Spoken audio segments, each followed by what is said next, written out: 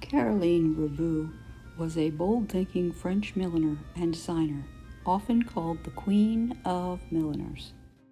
She elevated the art of hat making to the level of high culture.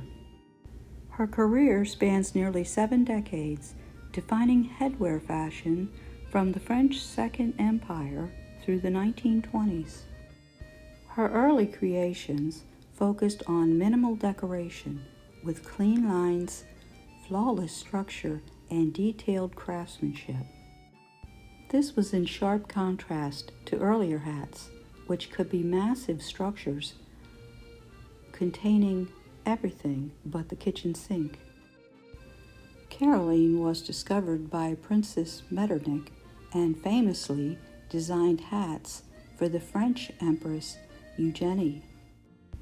She opened her premier boutique at 23 Rue de la Paix in Paris in 1865. Caroline opened other shops in Paris and London starting in 1870. She collaborated with fashion legends like Charles Frederick Worth and Madeleine Vionnet. She was appointed to represent Parisian commerce at the Paris World's Fair of 1900.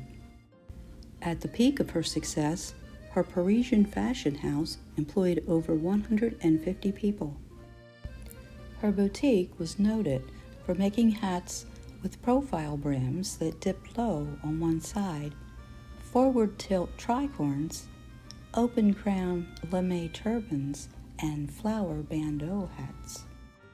Her custom headwear was worn by international figures like Marlene Dietrich and Sarah Bernhardt. Dietrich's iconic berets were made by Reboux. Wallis Simpson wore a halo hat by Reboux for her wedding to Prince Edward. Caroline was the first person in fashion design to add a veil to women's hats, creating a trend of using colored veils. She created unique hat innovations, such as the large brim straw Gainsborough hats. Caroline is widely credited with creating and popularizing the popular cloche hat in the late 1910s and 20s. She would famously place a piece of felt directly onto a client's head, cut, fold, and stitch it on the spot, creating a perfect customized fit.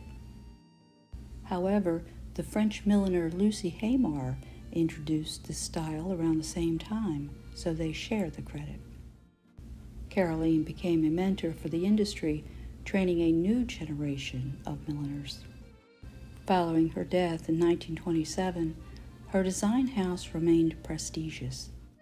The business expanded its offerings to include luxury evening capes, muffs, and scarves. They closed their doors in 1956.